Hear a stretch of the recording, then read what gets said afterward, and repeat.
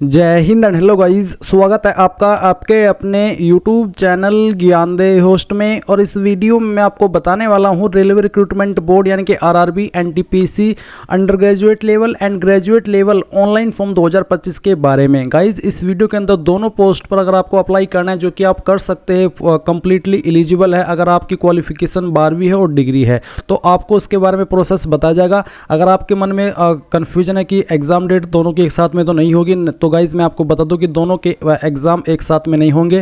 पहले या तो ग्रेजुएशन लेवल के होंगे और उसके बाद में आपके अंडर ग्रेजुएट लेवल के, और या फिर पहले अंडर ग्रेजुएट लेवल के होंगे और बाद में ग्रेजुएट लेवल के, यानी कि डेट बिल्कुल भी क्लैश नहीं होगी। अगर आप दोनों पर अप्लाई करना चाहते हैं, एलिजिबल है, आपका इंटरेस्ट है, तो आप दोनों पर अप्लाई कर सकते हैं। बस दोनों पर अप्लाई करने का जो फ़र्क है वो 19-20 का है, और वो लिटरली 19-20 का ही है, क्योंकि जब आप अप्लाई करने के लिए जाएंगे, अगर आपने किसी एक पोस्ट पर पहले अप्लाई कर लिया तो उसके बाद आपकी डिटेल वहाँ पर सेव हो जाएगी और फिर आप दोबारा से ऑनलाइन एप्लीकेशन के सेक्शन में जाकर के दूसरे लेवल पर अप्लाई कर सकते हैं। अब चाहे वो ग्रेजुएट लेवल का हो या फिर 12th लेवल का हो। अगर कोई थोड़ा सा डिफरेंस होगा, वो होगा आपका डिग्री, जहां पर आप क्वालिफिकेशन की जानकारी भरते हैं वहां का, यानी कि आपको वहां पर आपकी जानकारी कम ज़्यादा भरनी होगी। बाकी सेम स्टेप रहेंगे, कोई भी जानकारी आपको ना चेंज करनी है और ना दोबारा से भरनी है। तो ये चीज़ आपको समझ में आ गई। अब मैं आपको आगे दिखा करके बताता हूँ कि कैसे भरना है। चलिए शुरू करते हैं। अगर आपने अभी तक वीडियो को लाइक शेयर नहीं किया हो तो कर देना और चैनल को सब्सक्राइब करके बेल आइकन ऑन कर लेना। फिर जो लिंक वीडियो के डिस्क्रिप्शन में दिया है आप ओपन करेंगे, आपको जानने को मिलेगा कि दोनों लेवल को मिलाकर के 8860 वैकेंसी निकाली गई है। एंड गाइज फीस की अगर बात करें तो जनरल, ओबीसी, ईडब्ल्यूएस के लिए 500 और बाकी कैटेगरी के लिए जो यहाँ पर मेंशन भी है 250 है। जहाँ पर आपका सीबीटी फर्स्ट हो जाने पर जनरल, ओबीसी, ईडब्ल्यूएस को 400 रुपये फीस रिफंड होगी और बाकी कैटेगरी कैंडिडेट को पूरी की पूरी फीस रिफंड कर दी जाएगी। फिर आप यहाँ पर आपकी इंपॉर्टेंट डेट्स भी देख सकते हैं कि कब से लेकर कब तक आपके फॉर्म भरे जाएंगे। अगर आप ग्रेजुएट लेवल पर फॉर्म भर रहे हैं तो 21 अक्टूबर से लेकर के 20 नवंबर 2025 तक भरेंगे, और अगर आप अंडर ग्रेजुएट लेवल पर फॉर्म भर रहे हैं तो 28 अक्टूबर से लेकर के 27 नवंबर 2025 तक फॉर्म भरेंगे।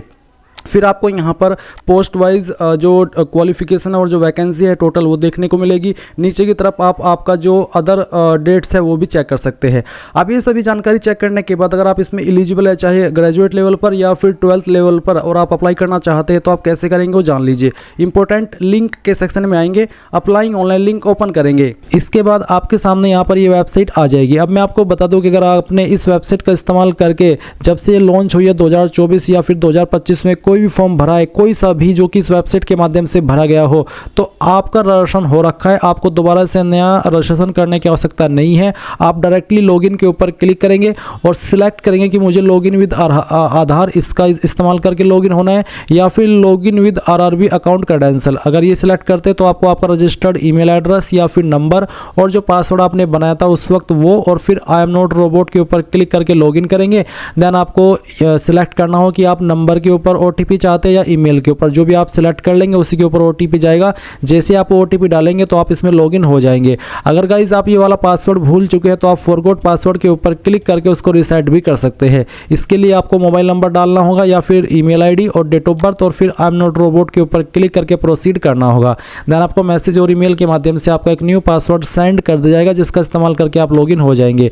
बट गाइज अगर आप फ्रेशर है, आपने इस वेबसाइट का इस्तेमाल करके कोई फॉर्म भरा ही नहीं, ना 2024 के अंदर ना 2025 के अंदर, आप पहली बार ये फॉर्म भरने वाले हैं, तो आपको पहले इसमें रजिस्टर होना होगा। इसके लिए आपको अकाउंट बनाना है, तो आप यहां पर क्रिएट एन अकाउंट इसके ऊपर क्लिक करेंगे।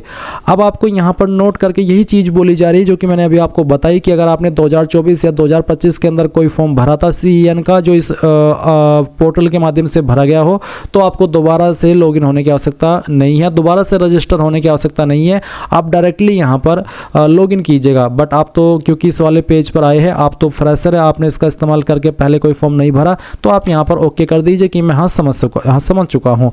अब आप यहाँ पर कंट्री ऑफ नेशनलिटी के अंदर सबसे पहले आपकी कंट्री बताएंगे, तो आप इंडिया सेलेक्ट कर लीजिए अगर आप इंडियन हैं। फिर आपको फुल नेम के अंदर जो भी नाम आपका 10th के सर्टिफिकेट के अंदर है वो नाम आप यहाँ पर डालिएगा। इस नाम को दोबारा डाल करके आपको यहाँ पर वेरीफाई कर देना है। फिर आपसे पूछा है कि क्या आपने 10वीं के बाद आपका नाम बदला है। अगर बदला है तो यस करके आप यहाँ पर I understand and I agree इसके ऊपर क्लिक करेंगे। करेंगे और जो आपने नाम बदला है वो आप न्यू चेंज्ड नेम यहाँ पर डालेंगे और उसको दोबारा डाल करके वेरीफाई कर देंगे। बट अगर आपने नहीं बदला 10वीं के बाद नाम तो आप नो कर देना।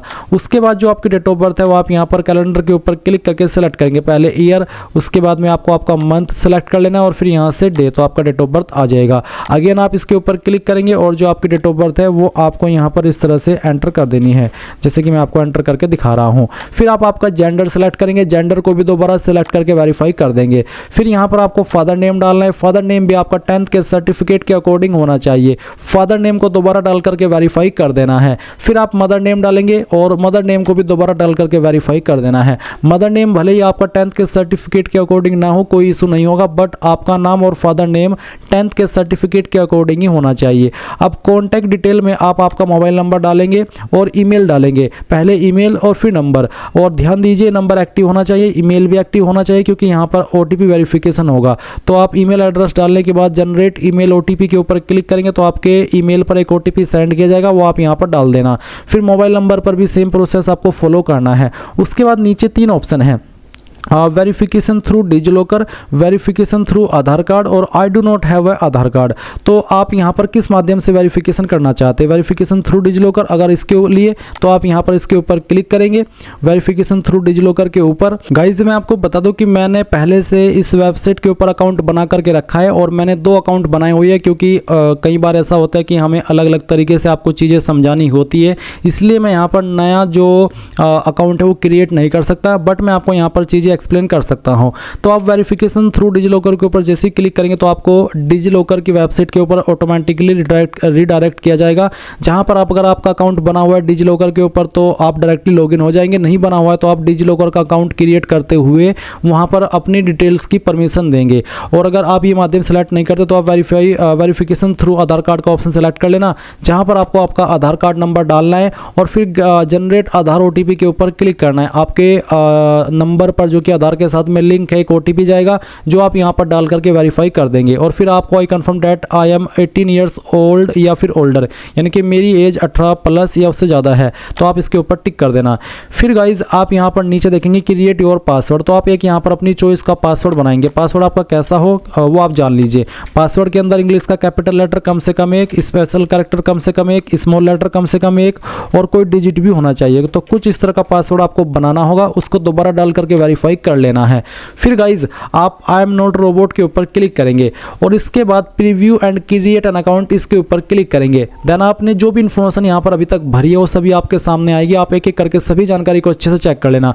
गाइज मैं आपको बता दूं कि आपको जब करेक्शन का टाइम मिलता है, मॉडिफिकेशन का टाइम मिलता है, तो उस वक्त आप जो अभी यहाँ पर राशन करते समय डिटेल्स भरते हैं, इनमें से एक भी जानकारी आप एडिट नहीं कर सकते उस वक्त भी, इसलिए जानकारी और भी इंपॉर्टेंट हो जाती है कि अच्छे से एक एक स्पेलिंग चेक करके आप भरे। तो आपको बिल्कुल भी जल्दबाजी नहीं करनी है। जब आप preview and create an account के ऊपर क्लिक करें तो आपके नाम की स्पेलिंग, आपके फादर के नेम की स्पेलिंग, आपकी डेट ऑफ बर्थ, आपकी जो अन्य डिटेल है जैसे कि आधार नंबर या और भी जो चीज़ें यहाँ पर आपने भरी है वो आपको एक एक करके टाइम लगा करके, चाहे 5 मिनट लगे चाहे 7 मिनट लगे, अच्छे से चेक करनी है। और पूरी तरीके से श्योर होने के बाद ही आपको यहाँ पर आपका रजिस्ट्रेशन जो है वो सबमिट करना है, यानी कि फाइनल करना है। और जैसे ही आपका रजिस्ट्रेशन फाइनल हो जाएगा तो आप यहाँ पर देखेंगे कि आपको ईमेल के माध्यम से और मैसेज के माध्यम से कंफर्मेशन मिल जाएगी। इसके बाद में गाइज आप यहाँ पर लॉगिन हो जाएंगे। अगर आप लॉगिन नहीं होते तो आपको होम पेज से यहाँ पर इसमें किसी भी माध्यम का इस्तेमाल करके, जैसे कि लॉगिन विद आधार या फिर login with RRB account credential,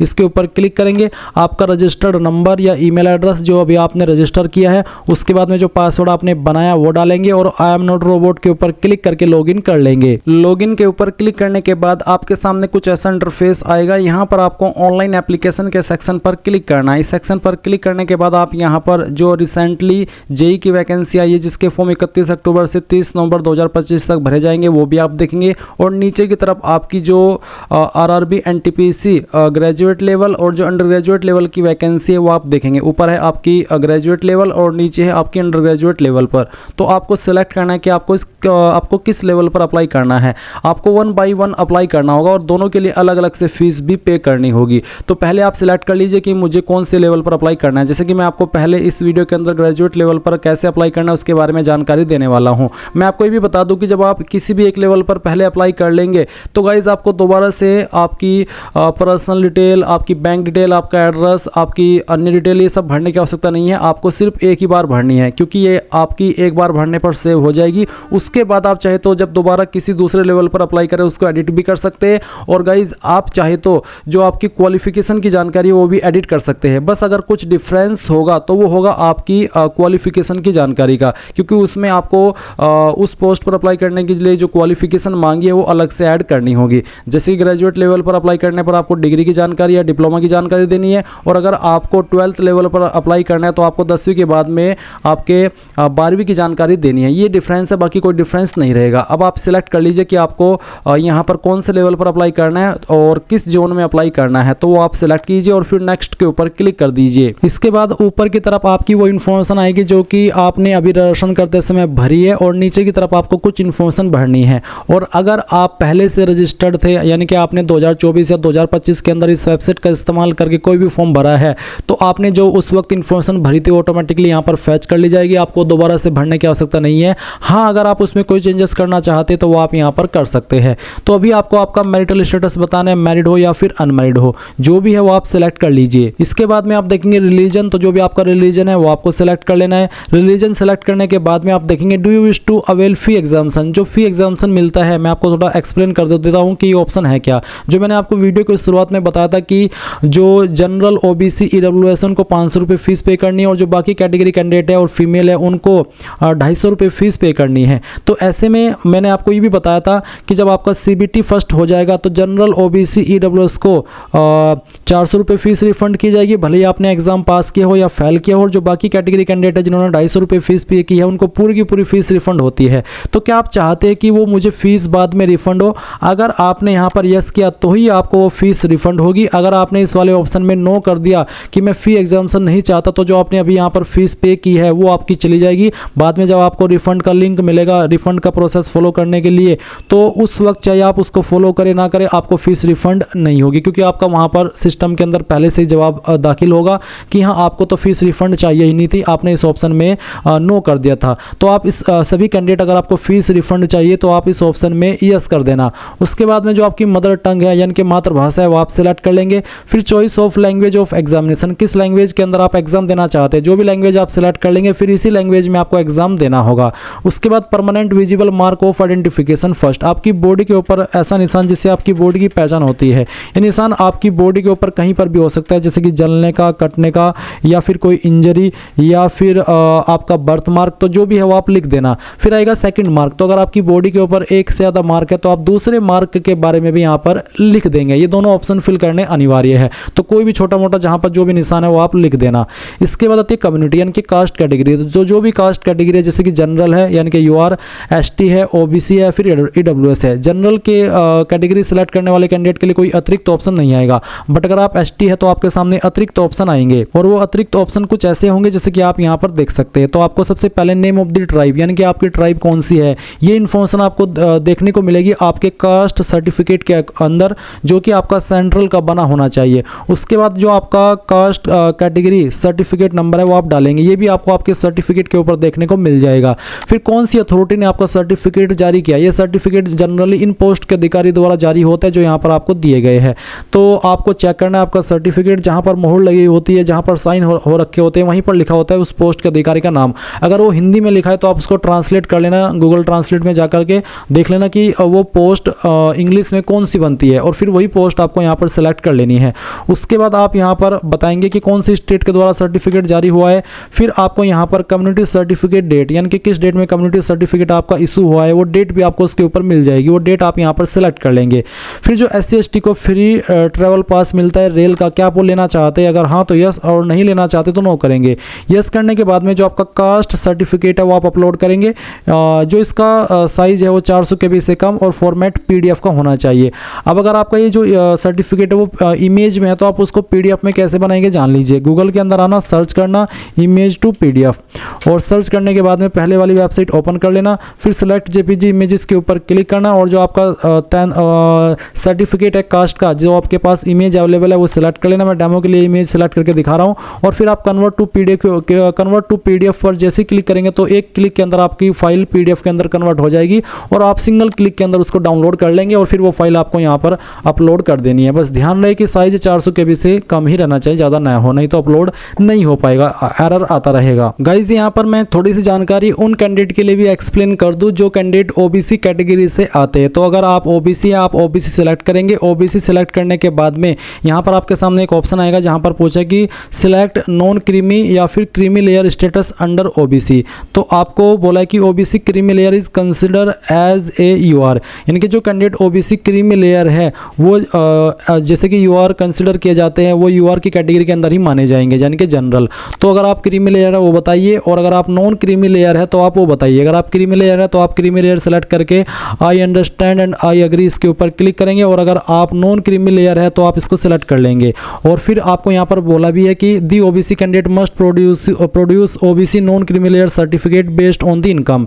the maximum income limit is currently 8 lakh, यानी कि 8 लाख होनी चाहिए, जो कि आपका सर्टिफिकेट जारी होना चाहिए after 1 April 2025, after the completion of financial year 2024-2025, but not later than the closing date, यानी कि 1 अप्रैल 2025 के बाद का बना होना चाहिए और 20 नवंबर के बाद का ना हो। 1 अप्रैल से लेकर के 20 नवंबर 2025 के बीच का आपका ये सर्टिफिकेट बना होना चाहिए। आप यहाँ पर इसमें आई अंडरस्टैंड इसको क्लिक कर देना, और फिर आप यहाँ पर नेम ऑफ द कास्ट, जो आपका कास्ट सर्टिफिकेट है सेंट्रल का, उसमें जो कास्ट लिखी गई है वो आप यहाँ पर फिल करेंगे। फिर कम्युनिटी सर्टिफिकेट नंबर डालेंगे, उसके बाद में कौन सी पोस्ट के अधिकारी द्वारा ये जारी हुआ है वो सिलेक्ट कर लेंगे। फिर इशू स्टेट सेलेक्ट करेंगे, और उसके बाद में किस डेट में जारी हुआ है वो डेट भी आपको सेलेक्ट कर लेनी है। तो इस तरह से ये सब जानकारी आप यहाँ पर भर देंगे। आई होप आपको SC ST वालों को भी समझ आ गया कि किस तरह से जानकारी भरनी है कास्ट की, और जो ओबीसी है उनको भी समझ में आ गया है। अब आप यहाँ पर आपके एड्रेस की इंफॉर्मेशन फिल करेंगे। तो आपका पोस्टल एड्रेस है और फिर परमानेंट एड्रेस है। तो postal address means present address, तो आप आपकी स्टेट सेलेक्ट कर लेंगे, फिर आपकी डिस्ट्रिक्ट, और उसके बाद में जो आपका एड्रेस है वो आप यहाँ पर कंप्लीट एड्रेस के सेक्शन में भर देना। फिर आपकी नियरेस्ट सिटी या फिर मेजर टाउन, मुख्य सिटी कौन सी है वो आप यहाँ पर भर दीजिएगा खुद से टाइप करके। उसके बाद आपको आपका पिन कोड डाल देना है, और फिर नीचे देखेंगे tick if permanent address is same as present address, यानी कि अगर आपका प्रेजेंट एड्रेस और परमानेंट एड्रेस सेम है, एक ही है, अलग अलग नहीं है, तो आप टिक कर देना। अगर अलग अलग है तो अनटिक करके अलग से परमानेंट एड्रेस भर देना। फिर आप यहाँ पर सेव करेंगे और नेक्स्ट कर देंगे। अब आपके सामने यहाँ पर कुछ ऐसा इंटरफेस आएगा जहाँ पर आपको कुछ सवालों के आंसर करने हैं, जैसे कि क्या आप एक्स सर्विसमैन है, अगर है तो यस, नहीं तो आप यहाँ पर नो कर देंगे। फिर are you a person with benchmark disability, अगर हाँ तो यस, नहीं तो नो करेंगे। बेंचमार्क डिसेबिलिटी मीन्स PWD या मीन्स विकलांग या फिर दिव्यांग।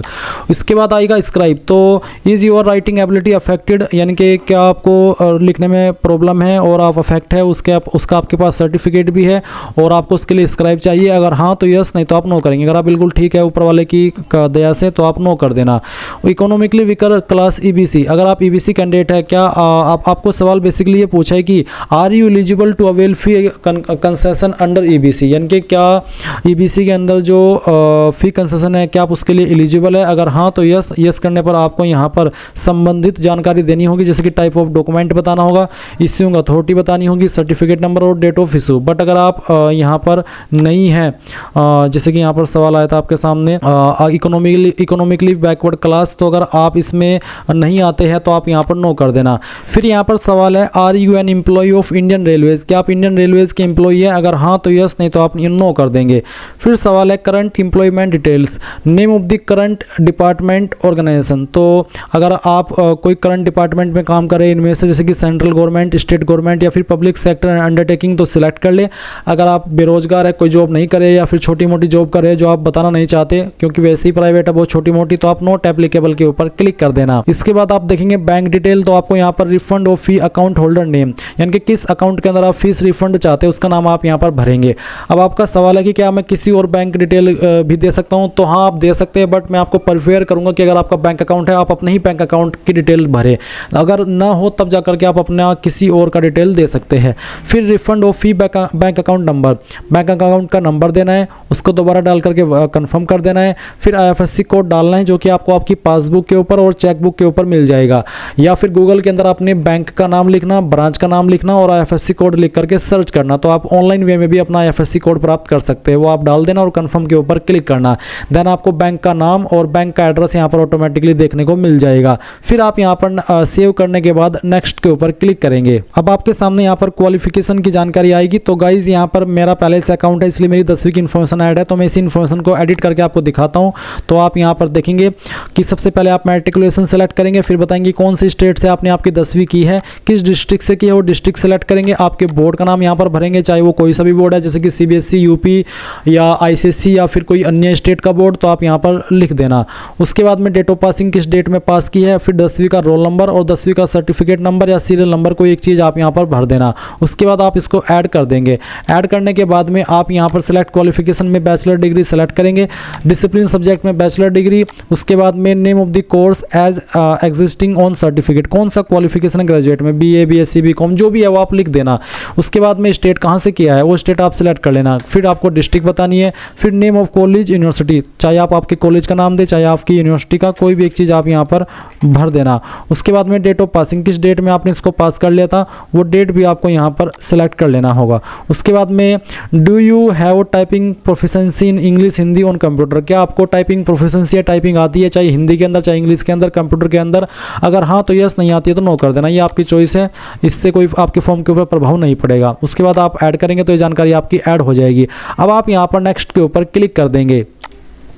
नेक्स्ट के ऊपर क्लिक करने के बाद आपके सामने यहाँ पर कुछ ऐसा इंटरफेस आएगा जहाँ पर आपको फोटो अपलोड करना है लाइव वाला और सिग्नेचर अपलोड करना है, और इसमें आपको सैंपल ऑफ फ्यू रिजेक्टेबल फोटोज, यानी कि किस तरह का फोटो रिजेक्ट होगा वो आप देख लीजिए। आपका फोटो का बैकग्राउंड बिल्कुल व्हाइट होना चाहिए, क्लियर होना चाहिए, बिल्कुल कोई रंग बिरंगा नहीं होना चाहिए और बिल्कुल सटीक आप सामने होने चाहिए, और कपड़े भी आपके बिल्कुल अच्छे होने चाहिए, क्योंकि कई बार ये जो आप फोटो क्लिक करते हैं इसमें अगर आपका कपड़े रंग बिरंगे होते तो कैमरा बार बार आपको एरर देता रहता है। इसलिए बहुत ही अच्छे तरीके से बोला कि dress in non white clothing, जो वाइट कपड़े ना हो, नॉन वाइट के अलावा कोई भी कपड़े, वाइट के अलावा कोई भी कपड़े पहन करके आप अपना ये फोटो क्लिक कर सकते हैं। और फिर सिग्नेचर भी आपको अपलोड करना होगा। सिग्नेचर का साइज बोला है कि 30 KB से लेकर के 49 KB के बीच में होना चाहिए। तो आप ब्राउज के ऊपर क्लिक करेंगे और जहां पर भी आपकी सिग्नेचर की फाइल है वो आपको यहां पर सिलेक्ट करनी होगी। जैसे कि डेमो के लिए मैं यहाँ पर एक फाइल आपको दिखाता हूँ सिलेक्ट करके। मेरे पास कुछ सैम्पल इमेज पड़े हुए हैं, मैं इसको सेलेक्ट करता हूं, ओपन कर लेता हूं। अगर आपका साइज़ कम ज़्यादा हुआ तो वो इस तरह से एरर आता रहेगा, जब तक कि आप यहां पर दिए गए इंस्ट्रक्शंस के अकॉर्डिंग आपका जो सिग्नेचर है वो सिलेक्ट नहीं करेंगे। चलिए मैं इस वाले सिग्नेचर को सिलेक्ट करके ओपन करके दिखाता हूँ। इस तरह से सिग्नेचर आएगा, आप इसको क्रॉप कर सकते हैं आपकी चॉइस के अकॉर्डिंग इस तरह से यहाँ पर, और फिर आप यहाँ पर इसको राइट कर देना।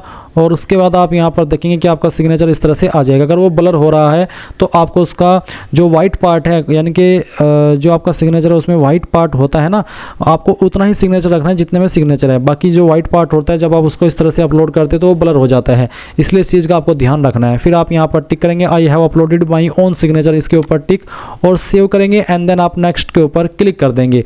और गाइज मैं आपको जो आपका लाइव फोटो है उसके बारे में थोड़ी सी जानकारी और बताता हूँ एक अन्य वीडियो से, थोड़ा एजुकेशनल पर्पज़ के रूप में। गाइज ये जानकारी उन कैंडिडेट के लिए जो कि फॉर्म मोबाइल से भर रहे हैं और वो अपना फोटो मोबाइल से अपलोड करना चाहते, तो आप यहाँ पर capture live image from mobile इसके ऊपर क्लिक करेंगे।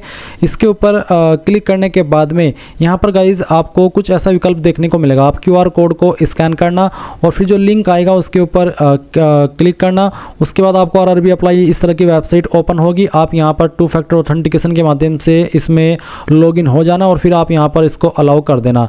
अलाउ करने के बाद में आप यहाँ पर इस तरह का इंटरफेस देखेंगे जैसे कि आप देख पा रहे हैं।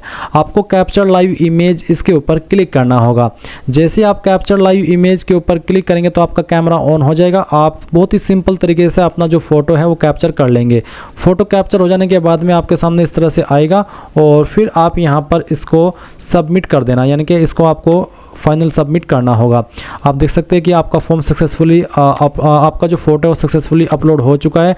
और ये अपलोड हो जाने के बाद में आप यहाँ पर टिक करके सेव एंड नेक्स्ट के ऊपर क्लिक करेंगे। इसके बाद में आपको यहाँ पर आपकी पोस्ट प्रेफरेंस देनी है। आपके जोन में जितनी पोस्ट अवेलेबल है आप वो ऑप्शन यहाँ पर प्रेफरेंस में देखेंगे और आप इस तरह से अपनी चॉइस के अकॉर्डिंग इनको प्रेफरेंस दे देंगे।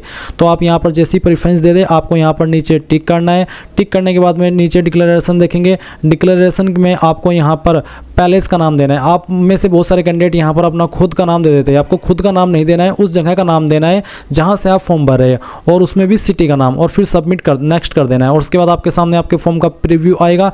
जो भी जानकारी आपने शुरू से लेकर अभी तक भरी है वो सभी आपके सामने है। आप यहाँ पर एक बार फिर से चेक करके यहाँ पर टिक करना और सबमिट कर देना। सबमिट करने के बाद में आपको पेमेंट के पेज पर ट्रांसफ़र किया जाएगा। इसके बाद में जब आप अपनी एप्लीकेशन फ़ीस जमा कर देंगे तो ही आपका फॉर्म फाइनल सबमिट माना जाएगा, उसके पहले तक आपका फॉर्म सबमिट नहीं माना जाएगा। इसलिए गाइज़ आप यहाँ पर जो आपकी फ़ीस है वो पे कीजिए, और पे भी तब कीजिए जब आप पूरी तरीके से श्योर हो जाए। और इस तरह से गाइज़ आप लोग आरआरबी एनटीपीसी ऑनलाइन फॉर्म 2025 भर पाएंगे। आई होप ये प्रोसेस आपको पसंद आया होगा। कोई भी सवाल डाउट रह गया हो किसी भी जानकारी को लेकर के तो आप कमेंट के माध्यम से पूछ लेना। Thanks for watching. जय हिंद।